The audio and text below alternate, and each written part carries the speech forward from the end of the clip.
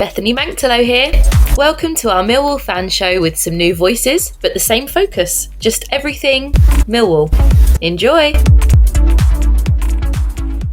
Welcome to the 2024-25 series of Millwall's No One Likes Us Talking, our Millwall fan show. I'm your host, Gary Staff, and with me I have the No One Likes Us Talking team of Steve Warren, Jeff Burnige and Phil Coleman. Not everybody likes them, but they don't care. Right, we go into this weekend's round of games as a championship form team. We don't get to say that very often, do we? Millwall have picked up 13 points out of our last 5 games, despite not scoring more than 1 goal in each of their last 5, actually I think 6 fixtures. The Lions are currently 8th in the championship, and before those 6-7 games, I think we were sitting 21st in the league. Also, whilst we've been on an international break, a few of the Lions have been representing their country. Romain represented the England elite under-20 squad, scoring in a 4-0 victory over Germany. Mihailo got his international debut for Serbia, and George ran under front of international caps, which, funny enough, me and Jeff and Steve and Phil were just talking about, currently on 53.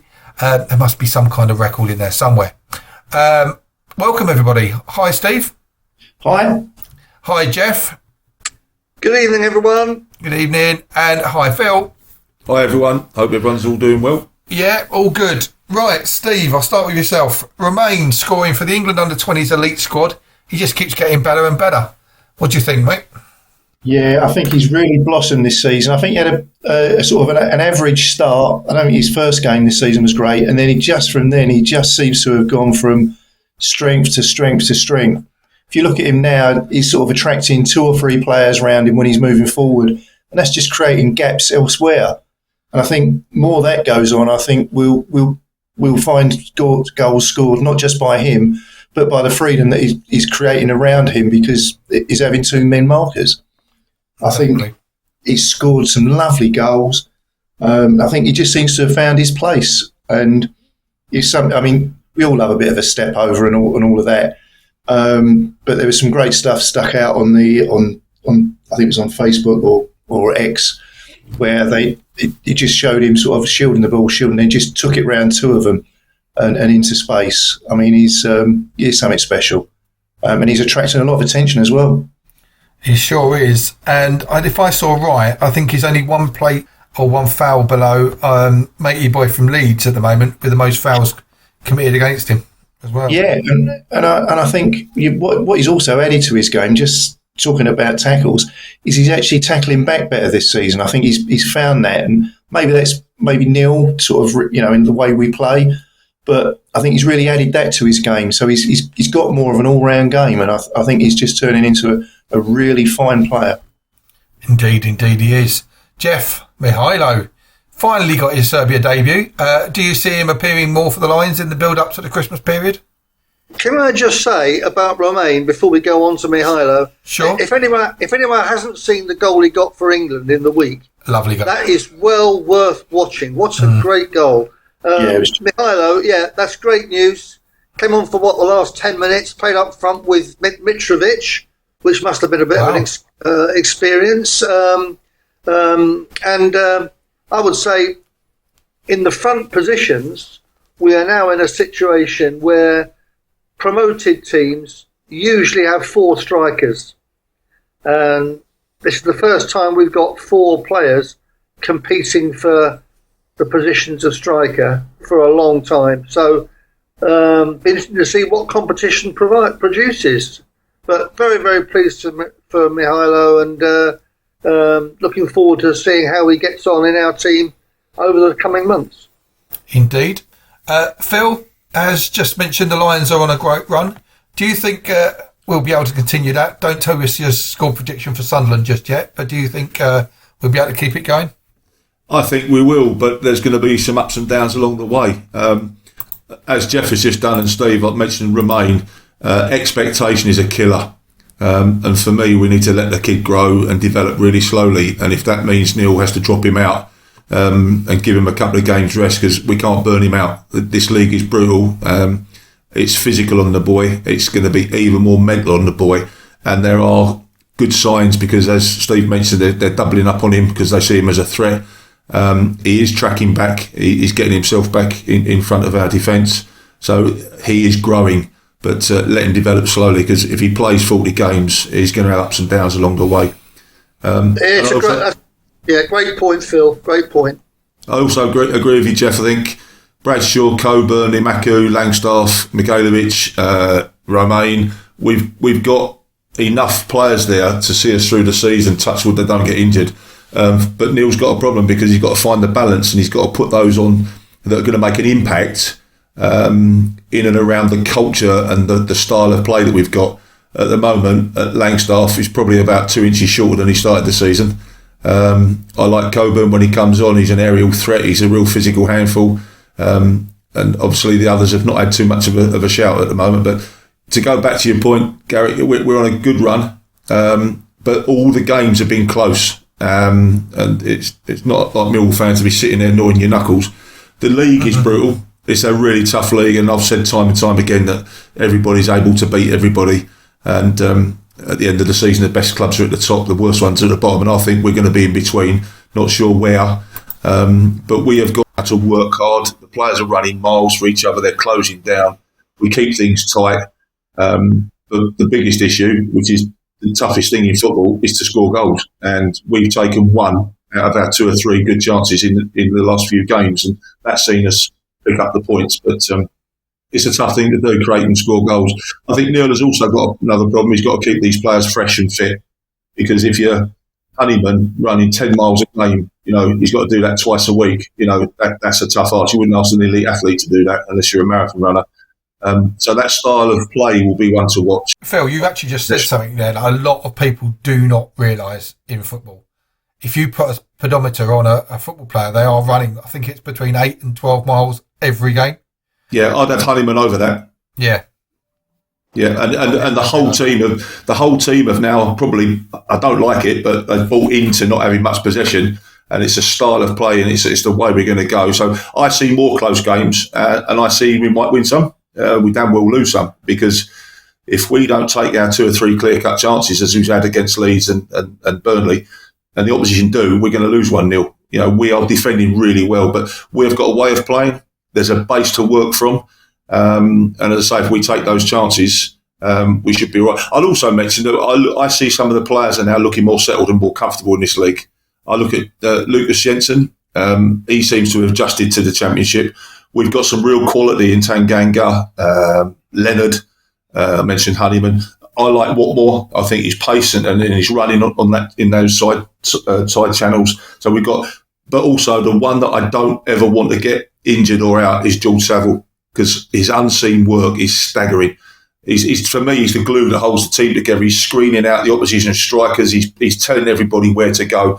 And then obviously we've got the potential, because Aziz, Langstaff, SA, Ivanovic, Coburn, Imaku I mentioned earlier.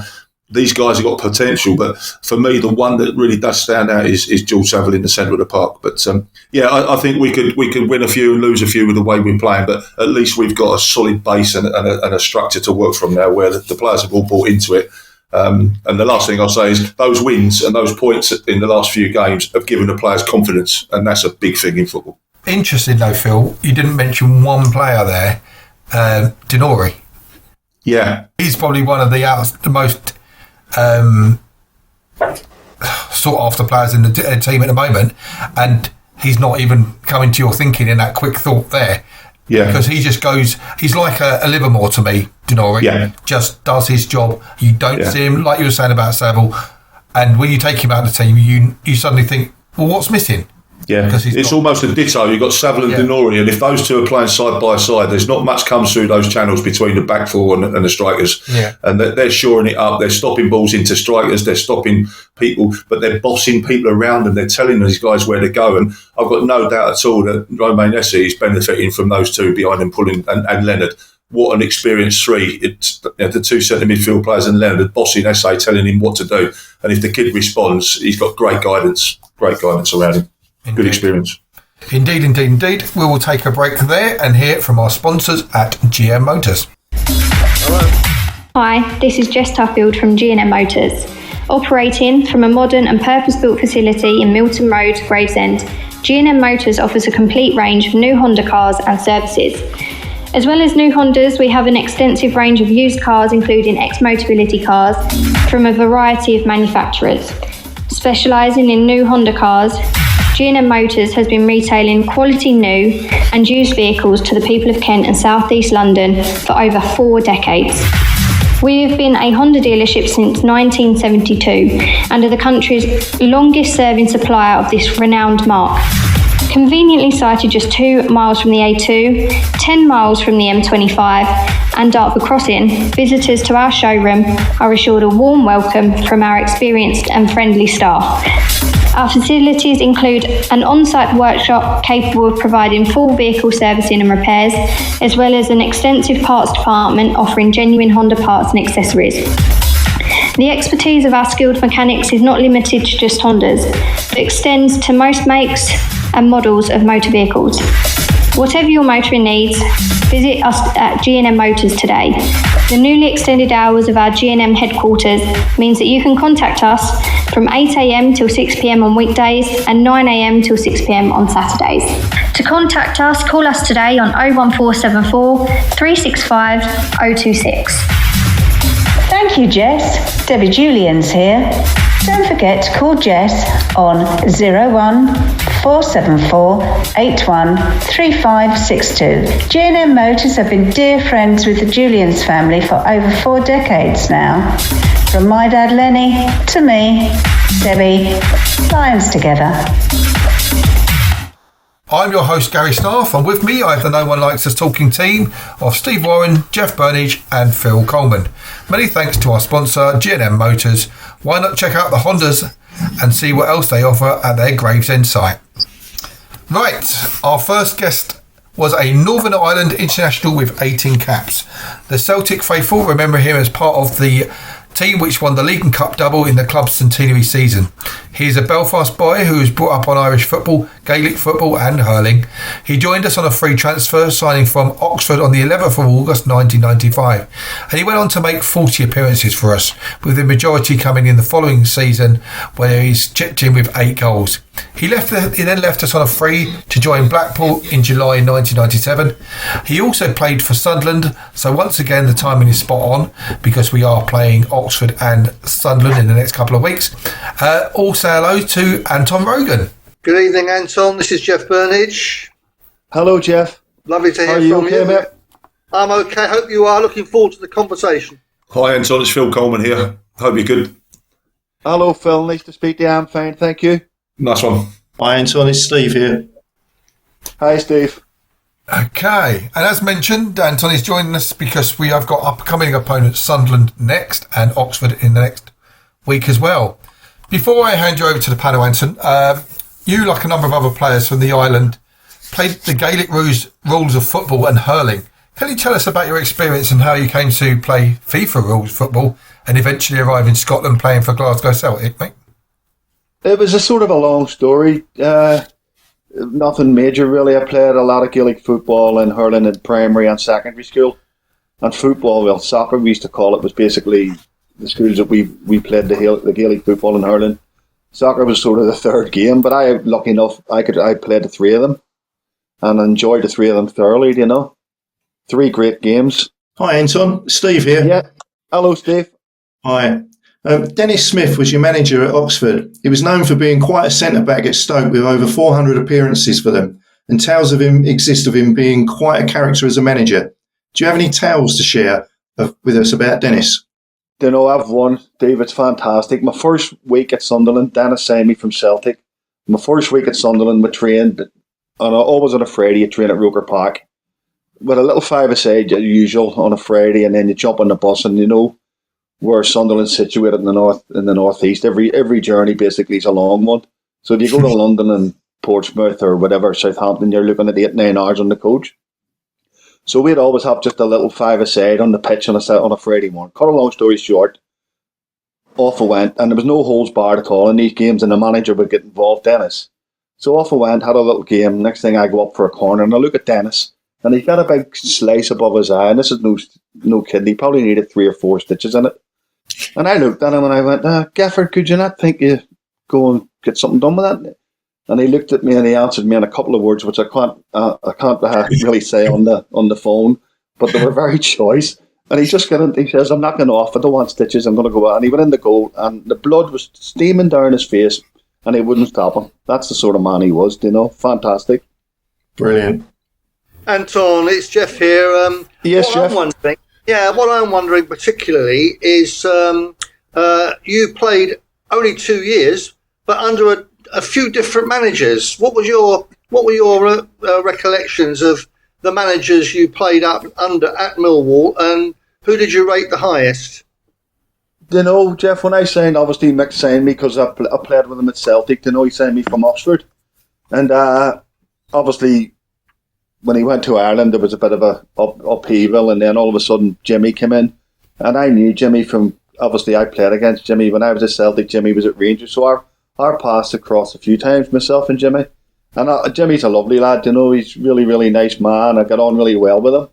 And then as you know, that season there was a lot of things went wrong through different things, And then when Jimmy went, the Doc came in, and the Doc sort of had his way of doing things, as well. And I think he was sort of more old school than the other two, But he had his means and methods, and as you know, Jeff, that season was just, there was so much upheaval in the club. There was so many things going on all around the place. I don't think anybody seemed to know what was really happening. It was one of them strange events in football.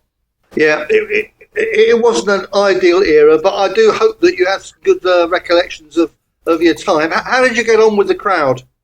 I loved it, Jeff. I do. I thoroughly enjoyed it. I was quite lucky because I had a couple of friends. One was from Belfast, and the other, Big Alan, he was from down that. He was from Old Kent Road anyway, and they were Millwall fans. And when I signed, they sort of, after the games when I would stay down, they would take me out and we'll have a few drinks along the Old Kent Road. I absolutely loved it, Jeff. I had a great time down there, Maybe done a bit more drinking than we should, but other than that, it was fantastic, Hi, Anton. Phil here again. Yes, Phil. You swapped one manager who played centre-back for another one, Mick McCarthy, who you obviously knew at Celtic. In the first season, I just saw the records. You made 4 appearances and were on the bench for 7. What restricted you playing that season? And a second part, really, you alluded to it earlier. How did it feel going into the third tier? It was very, very, that game at Ipswich. I'll always remember that for reasons, and it wasn't a good time for the club, and I had a few injuries that year as well. I never really get going. I was picking up little knocks all the time, But I think that was another strange season at the club. I think even the supporters and anyone involved in the club would say it was a sad time for the club. I thought, to go down. When you look war early season, Is it injuries is an absolute curse to a pro player, any player, to be honest with you. So yeah, I've got great sympathy with that one. Yeah, I think when you pick up little niggles, it's hard to get rid of them sometimes, And I was sort of lucky. I didn't have that many little niggles. I had lots of broken bones. I broke my leg a couple of times. I broke my nose 4 times. I've had toes broken, arms broken, countless stitches. But them sort of things you can get over. It's the little niggles like hamstrings and calf injuries. They keep coming back, They're the sort of the curse of footballers, I think. Yeah. Again, I've got every sympathy. I broke my leg 4 days before the start of a new season. So you do your 6 weeks pre-season and you come back and you're constantly worried it's a mental issue as well. Is it going to go again? So, yeah, thanks for that. It's funny. It's funny you should say that about you broke yours. The 2 days before I was supposed to sign for Celtic, this would have been 85. I was playing for Distillery and I broke my leg in Belfast. So this was 2 days before I was supposed to sign, Yeah. And then all of a sudden that was put off. And then so I was out for 8 months with that one. Then you get back fit. And believe it or not, the first game I played, I was away. Celtic, fair play to them, they took me away on an under-20 tournament into Holland. And this is serious. The first kick of the ball I had, we're playing against a German team, and the first kick he came in and he hit me right in the exact same place. He snapped my shin pad, and my leg had gone again. Oh. And the best part of that story was, I went to the hospital in Holland, and I went in and they went, the X-ray, it's not broke. And I'm thinking, well, obviously I I struggle to speak English sometimes, so my Dutch isn't very good. But I'm thinking this is definitely broke. So they handed me a crutch, and I hobbled around in Holland for 4 days until the end of the tournament. I went home to Belfast, straight down to the hospital, and then I come out with a plaster again for another 10 weeks, you know. It sounds very familiar. I had exactly the same. I walked out of Aldershot Football Club limping with a broken leg. I was the only one that knew it was broken. The physio didn't know. He said, "No, you'll be all right. See you tomorrow." And then I went to Greenwich Hospital, and it was X-rayed and broken. So you're just mirroring. Anton, you're just mirroring me. It's just brilliant. So we've got something really good in common there. Cheers, Anton. Anton, hi, it's Steve again. Hello, Steve. Hi, mate. In your second season with us, your goal scoring skills came to the fore. Steve Crawford scored 15 goals, and you came next with 8, your highest total ever. What was it about that season that saw you figure so high in our goal scoring tally? And do you remember any of the goals today?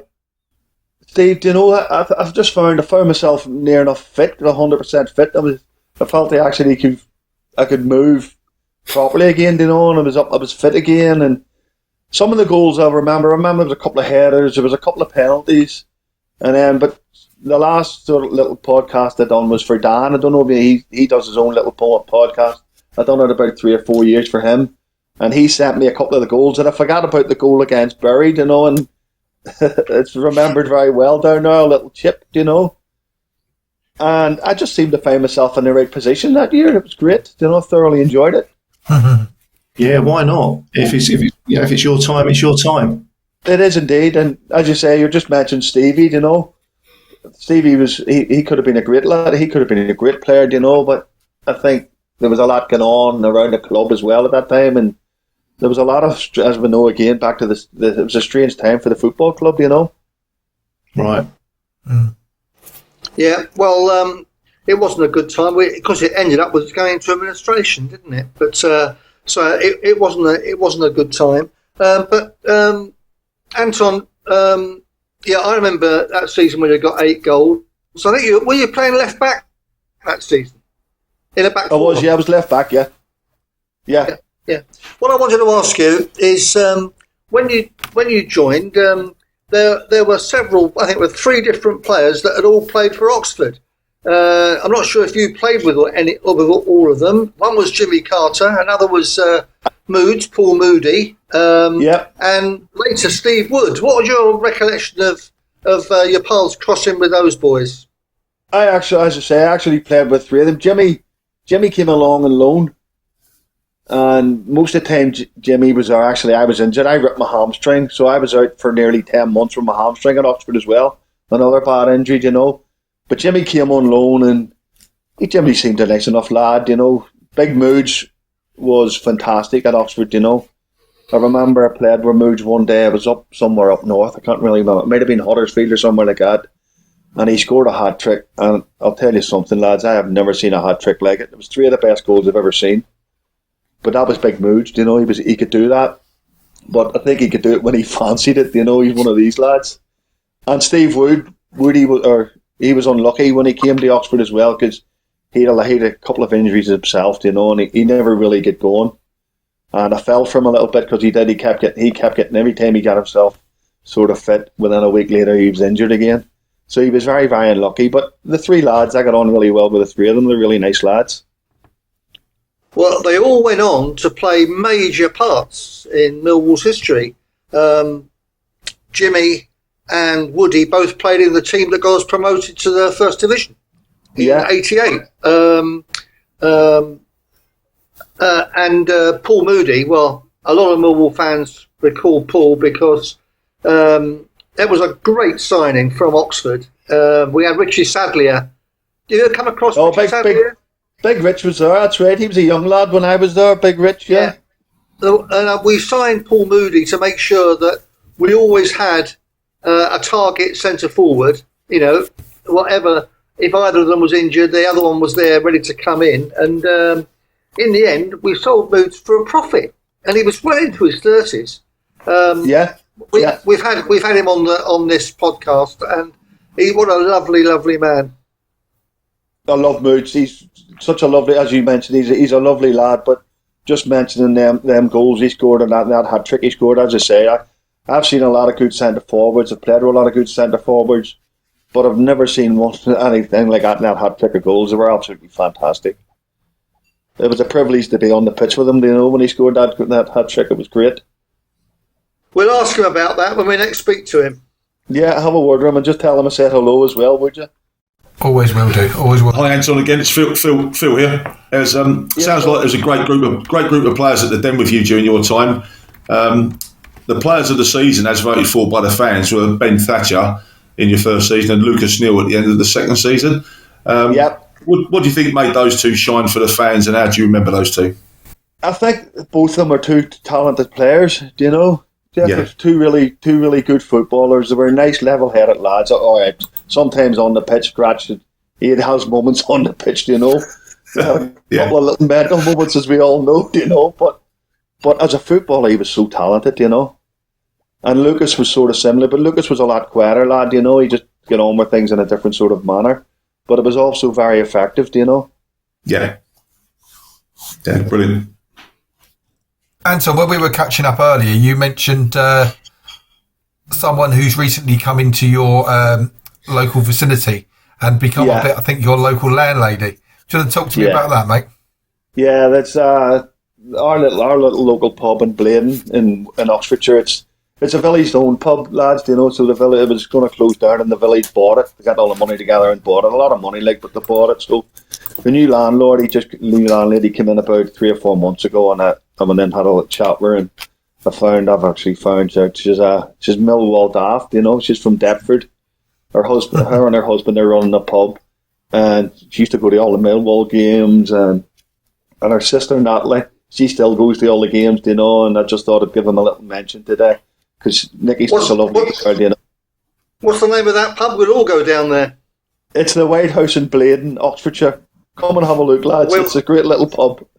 We're at Oxford very soon. There'll be a few of us going. So they are the White Horse, Bladen. The White House. The White House. Right, okay. In Bladen, Bladon, Bladen, Oxfordshire. It's a village where Winston Churchill's buried, if you're struggling. Oh, wow. There's going to be a few people turning up there in a couple of weeks' time. Dear. Anton, thank you for joining us. I think the conversation could have gone on a lot longer. But before we go, we always do a little league prediction thing. First up, obviously, is Millwall Sunderland. What do you think the result will be for that one? The last time I spoke to Eamon, I'd done a draw. I'm going for a draw here. I always sit on the fence with these things. I always sit on the fence. Yeah. I'm going for one each. I went for one each the last time and it happened, so I'm doing it again. Go on then. And then Sheffield Wednesday v Cardiff. Sheffield Wednesday, Cardiff? Yeah. Oh, I fancy Sheffield Wednesday. Go on then, give us a prediction there. You've got to have a score on there. 2-1. I'll go for 2-1. 2-1. Okay, 2-1. And then QPR versus Stoke.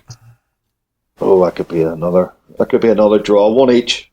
Brilliant. Anton, actually, thank you so much. And fingers crossed one of our guests doesn't run away with it. And Ted, one of our main panellists, has got a big prize up his sleeve. Thanks, Anton. And it's been an absolute pleasure to talk to you. And hopefully we won't overfill your local in the next couple of weeks. Thank you very much, lads. I thoroughly enjoyed it. Thanks. Yeah, thanks, Anton. Been great speaking to you. Brilliant interview. Thanks a lot. Thanks, Anton. Thanks, Anton. Enjoy your night, lads. Thank you. Bye. Cheers. Bye. Bye. We will take a break there and listen to the Lions Food Hub.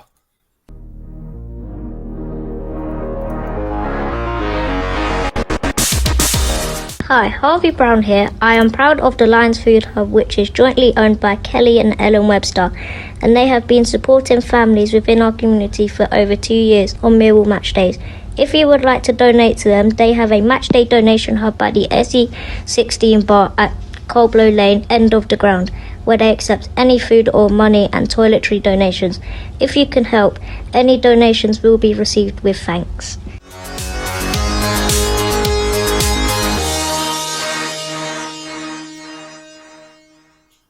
I'm your host, Gary Staff, and with me I have the No One Likes Us Talking team of Steve Warren, Jeff Burnige and Phil Coleman. Donations of food, household needs and money are most welcome and will make a difference to those struggling with food deprivation.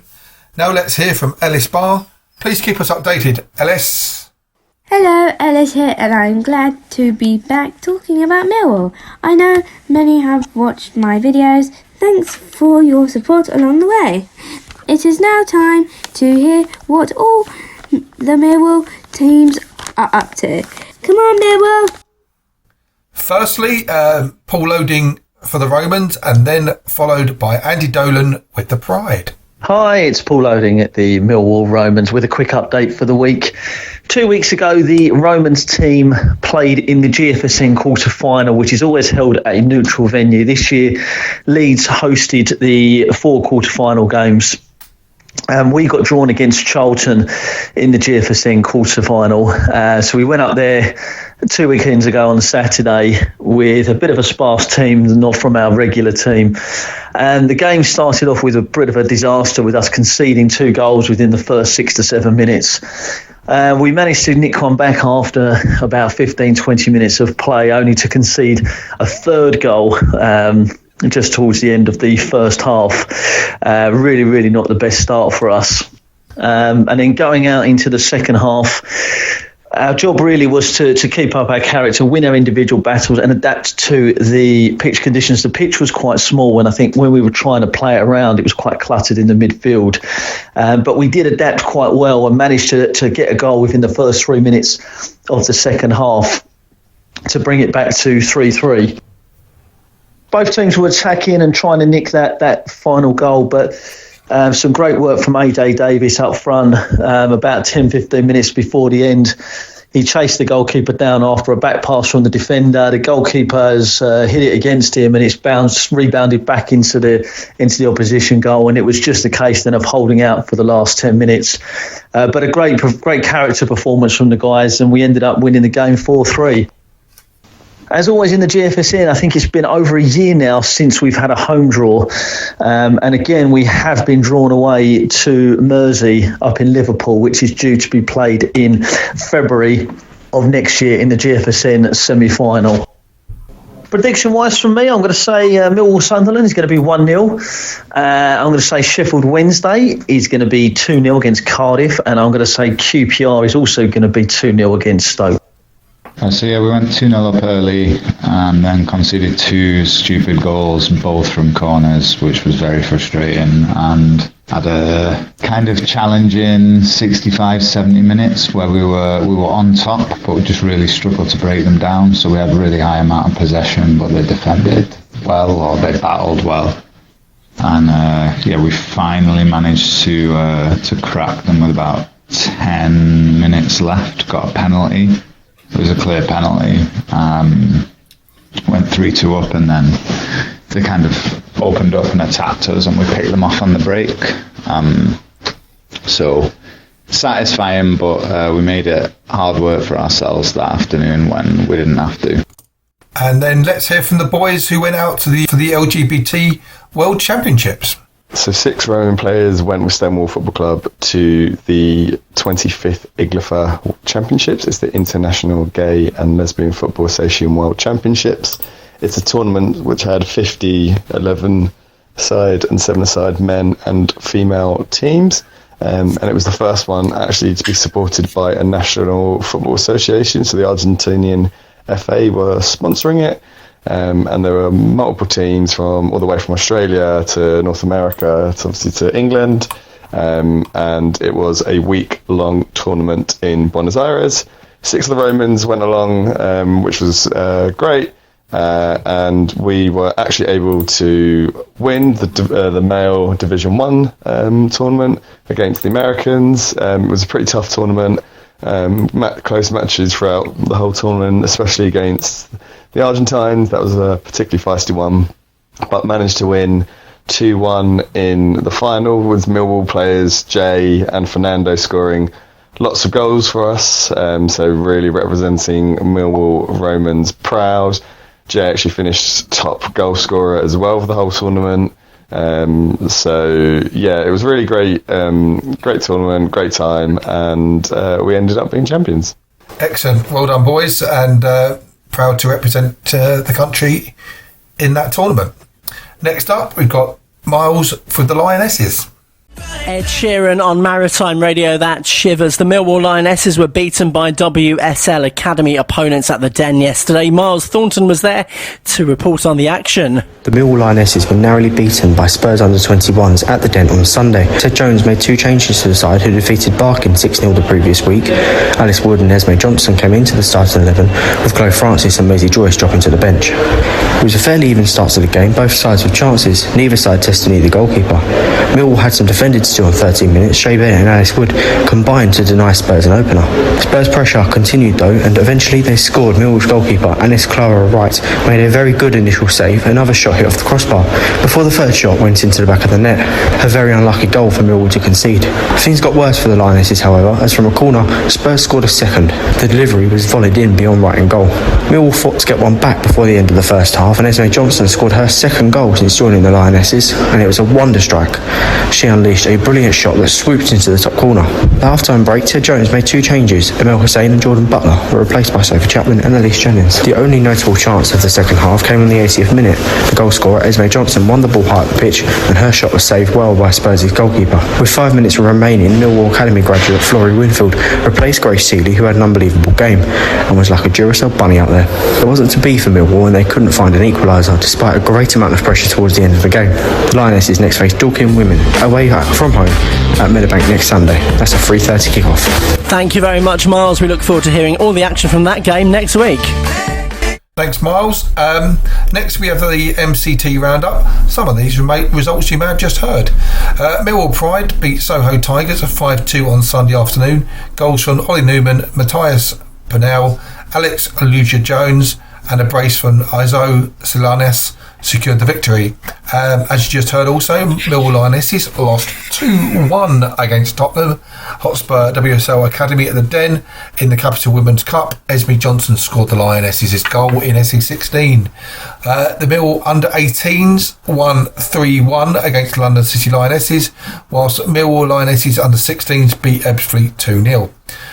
Millwall under-14s Lionesses drew 0-0 against AFC Wimbledon, get my teeth in, but lost on penalties as Millwall Lionesses under-12s won 5-0 against the London Strikers. Phew! Right, next up for the first team is a very tricky match against what is likely to be a real tough game. At this stage of the season in Sunderland, the view from the Mackhams have predicted a 1-1 draw, and have said Millwall away is always a tricky outing for the Championship teams, and especially so for the Sunderland, who currently have Trier Hume, Patrick Roberts and Gio Bellingham suspended for this one. Millwall currently sit 8th in the league at the table at the moment and are unbeaten in their last 7. Realistically, a point would be a good result here. I can't disagree, a point would be a good result. I feel the Lions might carry on their impressive form on this one, but I do feel there will be more goals in this one compared to the last 2 against the top of the table. If you're a betting fan, the odds for this one are at the weekend Millwall 6-4, a draw 11-5, and Sunderland to win also 11-5. Right, I'm going to stop talking for a little bit, and I'm going to hand over to Steve, Jeff and Phil to do some talking about this one, and I'll start with you, Steve. Okay, well, like everybody else, I think this is going to be a tricky game. But for me, I think it's 1-0, and I'm going to say that Watmore's going to score this week. Okie dokie. Jeff, you're up next.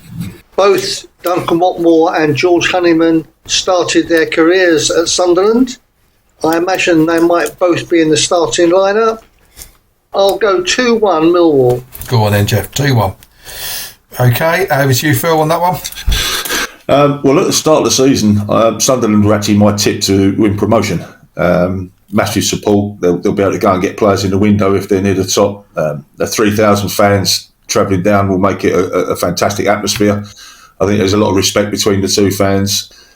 But the Championship keeps throwing up silly results and things we don't expect. So I'm going to go 3-1. We're going to get the goals that we deserve. 3-1. Okay, my prediction for that one is 3-0. Thank God no one said it. So, right, and next up for the other ones. See first, Sheffield Wednesday v Cardiff. I reckon that's going to be 2-0 to Sheffield Wednesday. And QPR Stoke. I think Stoke are going to win that 3-0. That's my score, but I'll let you have it because I've not said my score yet. So I'll let you have it and I'll go 2-0 there. Then. Jeff, your remaining two, Sheffield Wednesday, Cardiff first. I'll go 1-1. Okay. And QPR Stoke? I think QPR's problems will continue and I don't think they'll score. I'm going to go QPR 0, Stoke 1. Phil, for your two? I've got to tell you, Gary, this is a nightmare going last. You should see trying to work out who's not done it. Who's done yeah, exactly. Exactly. Yeah, go on. However, I have said for several years now that this is the Championship and it keeps throwing up funny results. So I'm going to go Sheffield Wednesday 3-0. Sheffield Wednesday 3-0. And I'm going to go QPR. You do know Cardiff are playing well at the moment, Phil. Yeah, but this is a Championship and everybody can beat everybody. And so why would we not be surprised if these results come away? I probably told you last year when Mill lost at home, I went and had money on the only bet I've had in football for years. We went away at Plymouth and I had it bang on. It's a weird league. Yeah.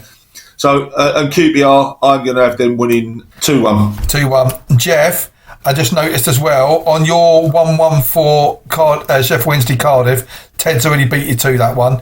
So 0-0. No, you have 0-0 then. Yes, please. Cool. Gary, when you get the first pick, you get a sensible score. When you get to me, I'm going 3-1, 3-0 and everything else. It's normally my world. I'm normally last up, so...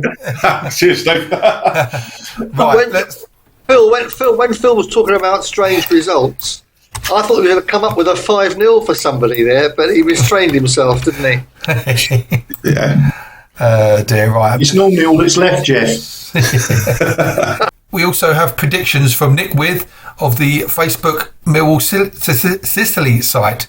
Let's listen to what Nick predicts. Hi everyone, here are my predictions. Millwall 1, Sunderland 1, Sheffield Wednesday 1, Cardiff 0, and QPR 1, Stoke 1. Those are the predictions from Nick Wythe. Thank you very much.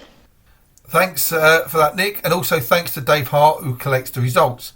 Well, that was fun, and we are now going to jump to Phil Coleman's Tales from the Boot Room, where we got lots of emails from listeners recently, Phil. So they're enjoying your Tales from the Boot Room, so keep them coming, mate. Yeah, thanks for that, Gary. And I do it as a regular Tales, but if anyone wants to hear about any players or any times that I was at the club from 77 through to 88, just let us know, because I've probably got plenty on plenty. So, yeah. Probably some you can't mention on here as well. There are a few. Let's listen to what Phil had to say this week. Hi, it's Phil Coleman here again with a few more stories and tales from the boot room. I'm going to start with a little happy birthday to the legend that is Billy Neal. On Sunday the 10th of November this year, Billy was 80 years old. Billy was my first ever professional football coach.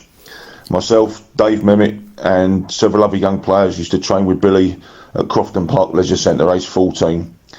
And then he picked me up in the old club Dormobile and used to take me training to the under-18 games, where he was also the coach and the manager.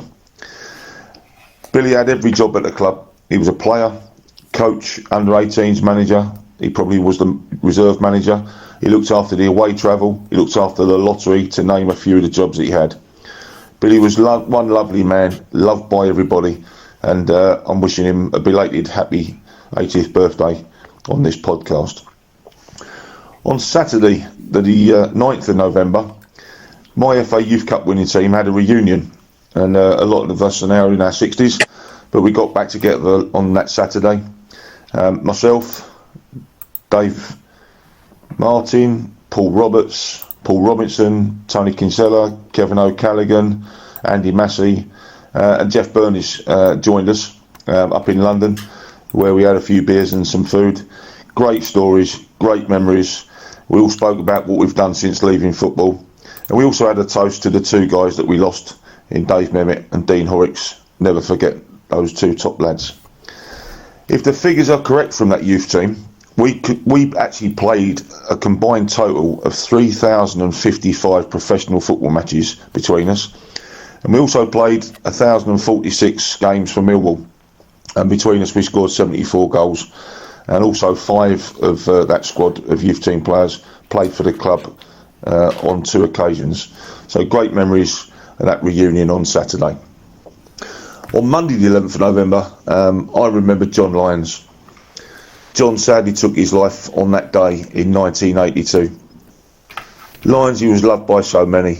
He's loved by his mum Joan, his dad Donny, his brother Keith, his sister Edith, and they travelled all over the country from Buckley near Wrexham in North Wales to watch him play, including to the Den and to away games for Millwall, where no doubt some of you out there probably met them. John was loved by his teammates at Wrexham, the clubs he played for, Millwall, Cambridge and Colchester, and by fans of those clubs, but particularly Lions fans. John was loved by Lions fans. He had a shot on him, he could put free kicks in the top corner, and he was a great striker. Worked so hard, good player, scored goals, was fit as a fiddle. He was also a big character and so funny. The night he took his own life, I was out with him, and we had no indication he was struggling. He never said a word to us about anything in the private life. In fact, he was his normal funny self that night. We were out in a pub and everyone's just chatting away. We played on the Tuesday night where John had scored against Chester. So for a Wrexham lad, that's like amazing to score for Wrexham against Chester. But John decided to put a beer mat on the end of his nose in the pub, and out of the blue he just stood up and screamed, "Who the effing hell threw that?" We were in tears laughing, and he was like that all night. We dropped him home in a taxi around 1 a.m, and then when we got into the ground the next morning at 10 a.m, the club captain walked over to us and told us the bad news that John was no more. That beer mat story makes me laugh to this day. John is a constant reminder to me and anyone else struggling with life these days to please speak up. Back in 1982, it was not the done thing to ask for help, but today, myself, millions of other people, we're so much more aware of people's struggles, and trust me, help is out there. I don't know what was going through Lyons' mind, whatever reason, and more recently one of my relations took their own life, but I don't know what he saw as that being the only option. But if John had spoken up, we might still have him laughing and joking today. Can I ask if anyone's ever passing through Buckley near Wrexham, please drop into the churchyard there. It's a lovely little village. Just say hello to John. He's at rest alongside his mum and dad with a plinth underneath the headstone from Millwall Supporters Club. So somebody took the time for the Millwall Supporters Club back then to go and put that plinth under his gravestone. So feel free to drop in and see a top player, top bloke. But please spread the message. It's okay to speak up if you're struggling, and I'm certainly listening. Thanks again. Speak soon. Thanks, Phil. And I know that's hard for you because he was such a good friend. Yeah, I'm getting emotional just listening to it. It's not right. It's not right. I struggle with Dean Horrocks and the car crash, but Linesy, that's just no need. And he just bought a house, and his missus was moving down from Cambridge. He bought a big beer barrel for his housewarming party over Christmas, and my GP was also the club doctor, and not a lot of people know this. My GP was called out at 5 a.m. in the morning to certify him dead because the police had broken in and basically took him down. And my GP, Peter Snell, said there was claw marks around his neck, which indicated that he didn't want to actually do it. But he'd gone home and nicked another bottle of rum on top of what we've had. So he had absolutely no capacity to stop himself. So to this day, I don't know what was going through his head. Nobody did. And it just compounds it when you just think he didn't really want to do it. So called himself the black sheep of the family. Yeah, his mum and dad absolutely worshipped him, and so did his brother and sister. And he thought the Colchester fans were on his back. You know, what they couldn't get on anyone's back. So, yeah, a sad time. And the 11th Remembrance Day is always the day that Linesy took his own life. So, yeah, sad, but he's never forgotten. He's never forgotten. He's always with us. And Millwall fans loved him as well. I talk to Millwall fans, and if they're of a certain age, they remember where they were when Linesy was smacking in a hat-trick for Millwall against Shrewsbury. And, yes, just one of those things in life. But I think if his memory helps one person to speak up, then not all in vain. Indeed. Well said, Phil. Well said. We'll take a break there and listen to Ellie Merkham. Hi Ellie, lovely to see you here up in Harvey's Den again. And of course you've taken over from the Brown family. Cafe that they have here is just wonderful. Millwall shirts on the chairs, blue and white tablecloths, blue chairs, and all you guys in Millwall kit. Of course. Tell me, what goes on? When are you here? What can we expect? We're here Monday to Friday from 10:30 till 5 every day, open to the public. Everyone's welcome. We're open every match day from 11:30 till 2:30. We've got a new family, a new little CAF team, and the girls up here are all lovely and friendly.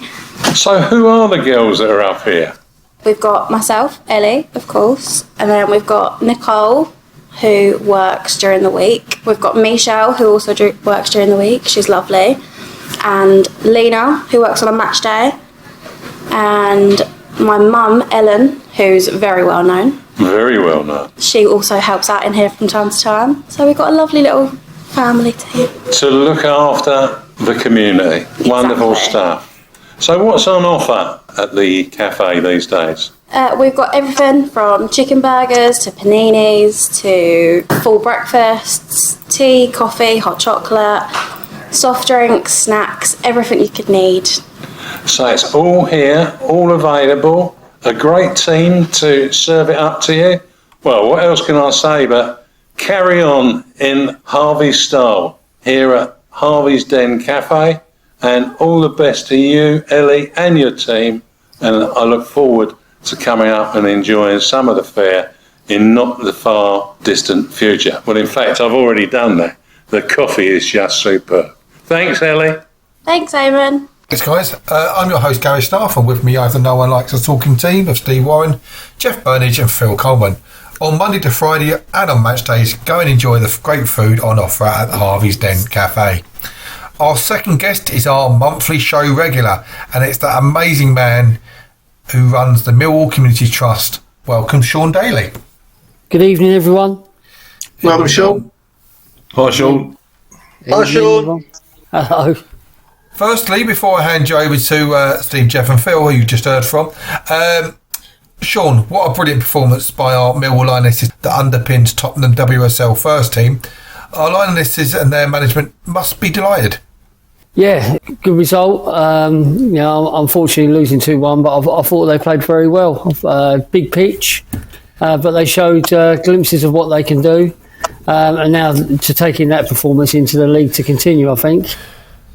Indeed, because they're on a very good run at the moment, aren't they? Hopefully, yeah, very good. The table the other day, they haven't quite started moving up the league yet, but they've managed to catch the teams above them after the poor start we had, and now they're hopefully a couple of good results against some of the lower teams, which I think they've got coming up, should jump and catapult them up the league, shouldn't it? Yeah, very much so. I think, and that's their plan. Really, I think stable the team and then get some few results, and they're playing some lovely football, some really nice football. Yeah, indeed. Steve, over to you, mate. Okay, Sean. As you know, good evening, Sean. As you know, Stan, Ted, Miles, Dean Wilson and I are looking forward to the Santa and Elf Dash. How are the entries coming along, and have you any tips for our team and the others on making the event the best? So we're really focusing on it in the next couple of weeks. I think we're looking at about 40 runners that we're going to have, 40, 45. Got some of the Lionesses running, some of the Romans, and then some supporters. So it's always a little fun day anyway. We do it just to raise some money for Crisis, and also just for a bit of fun for some of the supporters. Tips? I think I can't really say with 2 weeks to go. I'm hoping everyone's putting the training in every night for the last year. So I really haven't got any tips. I think you need a tip for me would be is just carry your phone with you and know how you can get an Uber to get back. Well, I'm going to try and get Stan to carry me around. Oh my God. But no, it's just for a bit of fun. It's just something that we want to do every year. We've done it for the last 5-6 years, and it's just a bit of fun for everybody. And to finish off with a little run around the stadium when you finish, very nice. Sean, it's Jeff. It's Jeff here, mate. Hi, Jeff. Great to speak to you again. But regarding Santa's Dash, of course, I would be in it if I was a few years younger. My heart's with you on that day, but I'm just glad that I haven't got to run around in football kit in December. Now, this week, there's been a bit of publicity about the value of EFL clubs in their respective communities. What can you tell us about what Millwall do and what that is all about? Yeah, so EFL every year they ask us to send in our figures, to send in the work that we're doing, and then they put together a document sort of highlighting all the 72 EFL clubs and the work they do in the local community. Very much for us is that, you know, we've been going for nearly 39 years now as a trust, serving all our residents and people that live in Lewisham and Southwark. And I'd like to think that we are the go-to organisation for many people. So, you know, when I very first started in community trust, it was all about just setting up football camps and working in schools. But the whole thing has changed and evolved into picking up issues that maybe the government should have picked up, you know, like youth provision, employment, education. So I've really seen the community trust change, and in the last 5 years I've seen Millwall's community trust change from delivering holiday camps and, you know, the girls' academy and that sort of stuff to like player development centres, working in prisons, you know, working in the Lewisham police station. I just think it's evolved so much, and we picked up a lot of work that maybe the government should be doing and funding. So that's really what the values around is, and then I've sent it to every councillor in Lewisham and Southwark for them to have a look at. What the EFL will do is they will produce a document just for Millwall to show the value that we've brought to the local community. Hi, Sean. Phil Coleman here. Hi, Phil. Hi, mate. That's so good to hear. And you're right. The government and youth provision. Don't get me started. I could get on my orange box all day about that one. But Sean, a bit from me. What a great tribute from our community trust for the remembrance fixture with the military veterans footballers from Millwall and Burnley. Sean, can you paint a picture of how it came together and what took place on the day for our listeners? Yeah. So for the last couple of months, we've set up a military veterans team. With the help of the EFL and Sky Bet.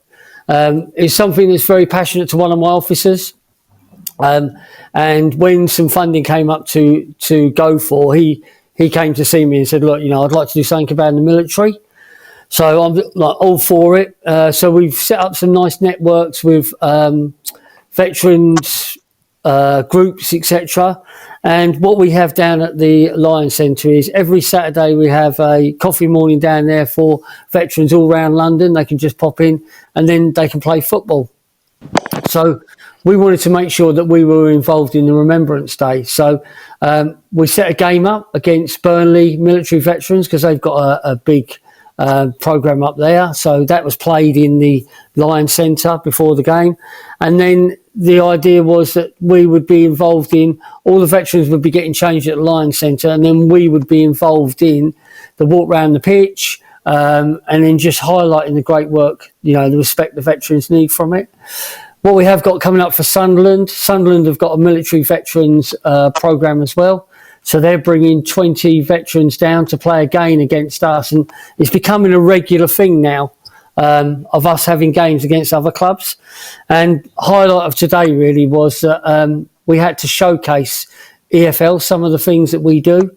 So we took over 18 veterans over to the training ground this afternoon, and Neil Harris and Adam Barrett put on a coaching session for them, which was brilliant, you know, filmed by the EFL. But it's something that one of my officers is very passionate about, and we just want to develop it further and sort of become the London hub for military veterans. Sean, that is absolutely brilliant. Well done to everyone concerned. Yeah, it's not me. It's one of my officers. He's so passionate about it. He's, you know, but today was great because the veterans came down, training ground. Few players were there, but Neil and Adam put on a great session for them. Yeah, brilliant. Sean, before I get some predictions from you, I just want to ask you a couple of questions myself. Sean, your celebrity status is growing. I believe you attended the Lewisham Business Awards recently. How did that go, mate? I don't know about being a celebrity. I don't know about that. We work very closely with Lewisham Council on our strategy and their strategy.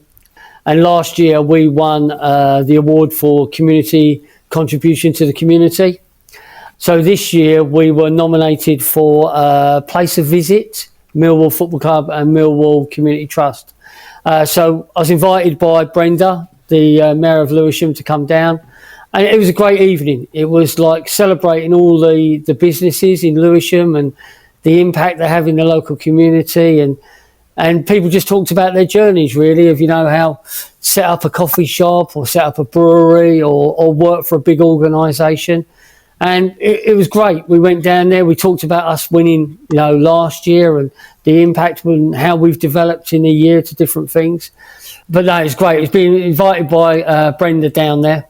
And it was a great evening, really good evening, and great to showcase the club and what we do in the local area. Excellent. And talking about activities, what key activities have you got in the next coming months, and what can we do more to aid of the donations or sponsorship towards that? Christmas is coming up. We don't shut at Christmas. We'll shut on Christmas Day and Boxing Day, but we're going to be putting on free holiday camps for children who are on free school meals again. They're all going to be over at St Paul's. I've got to speak to the club this week about doing the meals again for us, but we'll be doing 4 days of free holiday camps for about 70 children a day. We've got that going on. We'll also be working with the food bank about developing hampers for families, putting sort of like Christmas in a box. When they get their hamper, there'll be all their Christmas dinner there and Boxing Day dinner, etc.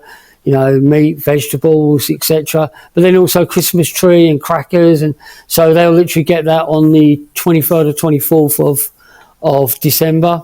We're looking to do some work with Crisis. Crisis have taken over a local school in Bermondsey, which they do every year.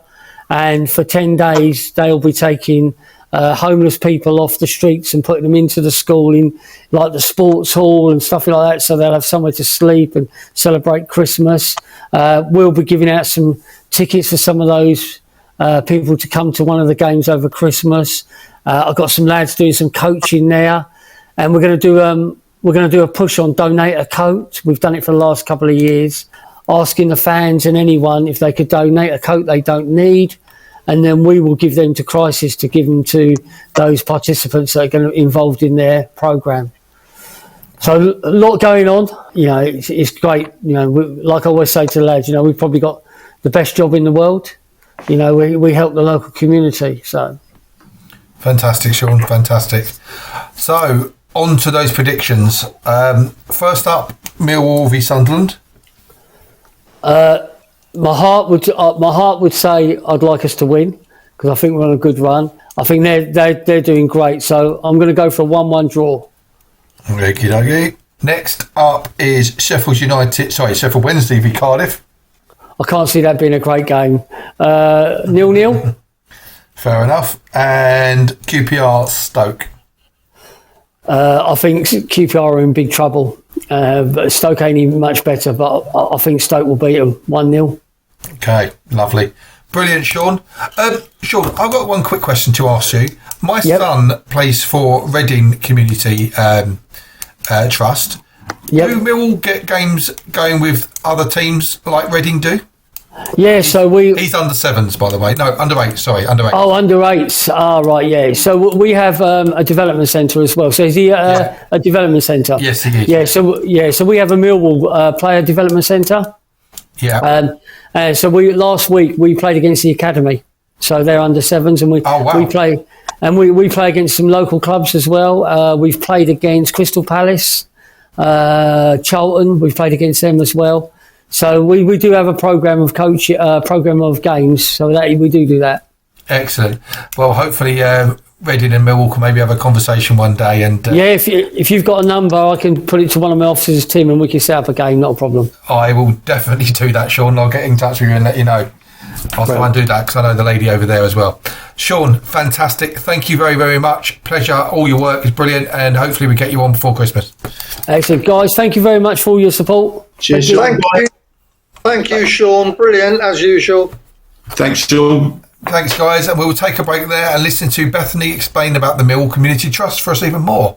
The Millwall Community Trust is something that I, Bethany Manctolo, admire for all that it does.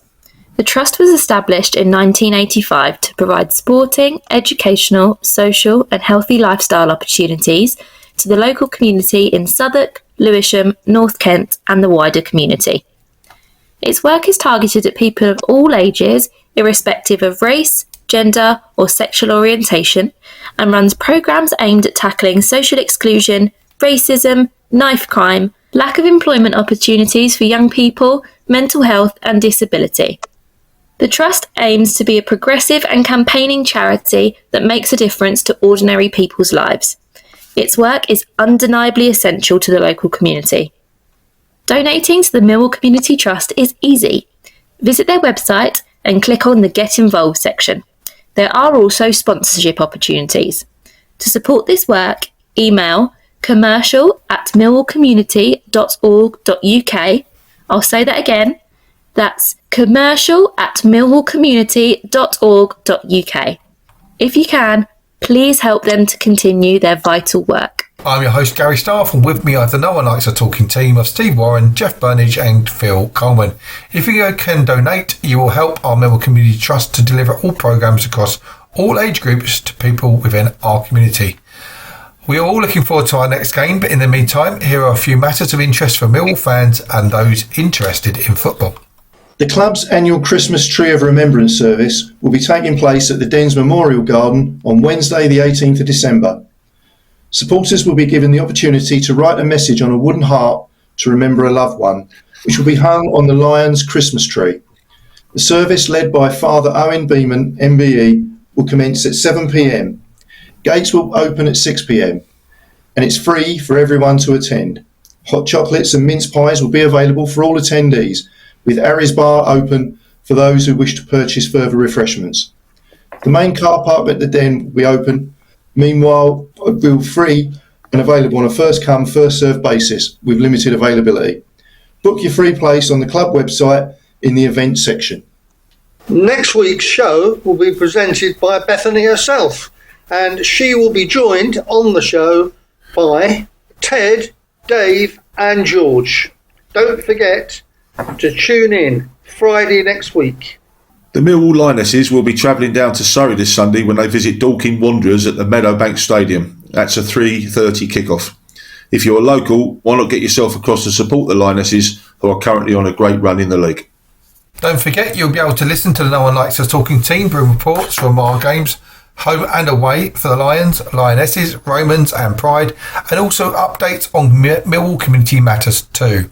This is all on Maritime Radio, broadcasting on 96.5 FM. You can also find us on Instagram, Facebook, X, YouTube, Tumblr, Instagram and all other popular podcast sites. Thanks, Steve. Thanks, Gary. Thanks, Jeff. Thanks, everybody, to me. Good luck, everyone. And thanks, Phil. Thanks, Gary, Steve, Jeff. Thank you. And thank you all for listening. Let's remember, keep it safe on the streets out there, and good night.